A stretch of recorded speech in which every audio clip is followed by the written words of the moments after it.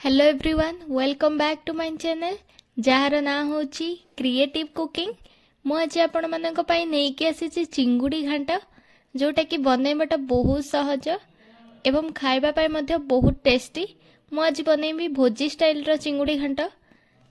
एबे चलंतु आमे ई सिंपल एवं टेस्टी रेसिपी रो वीडियोटी को स्टार्ट करिबा।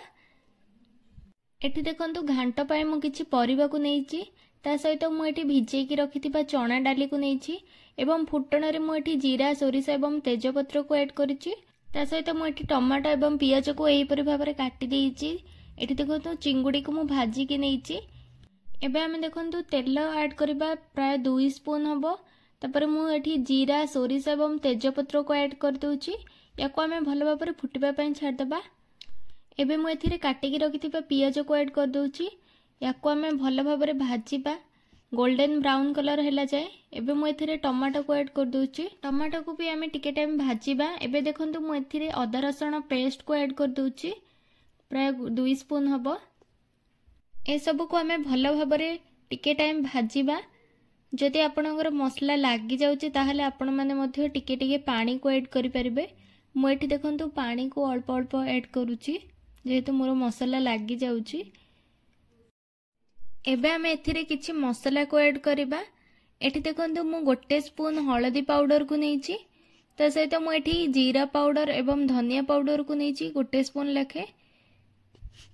एबे मु एठी 1 स्पून गरम मसला को ऐड कर दोछि। ए सब को आमे भलो भाबरे मिक्स कर देबा।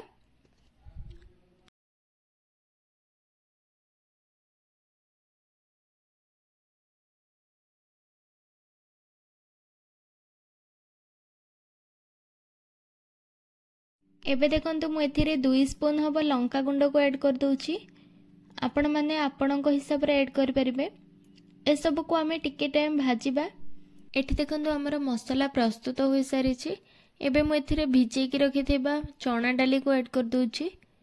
चना डाली को मध्ये मसाला सहित 2 मिनिट खंडे भाजिला परे आमे एथिरे परिबा को ऐड कर दबा। एठी देखंतु हमर चना डाली भाजी होई सारिछि। मु एबे एथिरे सबो परिबा को ऐड कर दोछि। एठी देखंतु मु परिबा रे नेछि फूलकोबी गाजर बोईताळु बाईगण कदली एवं सारू को नेछि। आपण माने चाहिले अन्य परिबा को मध्ये ऐड करि परिबे। परिबा गुडी को हमें भलो भाबरे मिसै देबा मसाला सहित एवं ए सब को हमें भलो भाबरे भाजीबा प्राय 5 मिनिट खंडे। लास्ट रे देखंतु मु एथिरे लूण को ऐड करि दोछि स्वाद अनुसार।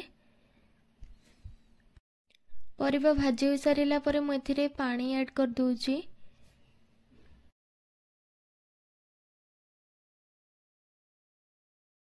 एठी देखंतु परिबा हमर 70% खंडे सिजी सारिछि। एबे मु एथिरे गरम मसला को ऐड कर दोछि। ता सहित एथिरे मु पियाज सागो को ऐड करूछि। आपण माने चाहिले स्किप मध्ये करि परंती। एबे मु एथिरे चिंगुड़ी को ऐड कर दोछि। याको हमें भलो भाबरे घांटी की 5 रु 10 मिनिट खंडे फुटिबा पई छाड देबा। 5 मिनिट परे देखंतु मु एथिरे बॉडी को ऐड कर दोछि। मु याको भाजी के रखिथिली। तापरे मु एथिरे किछि कस्तूरी मेथी एवं धनिया पत्र को ऐड कर दोछि। याको हमें आउ 2 मिनिट खंडे फुटिबा पई छाड देबा।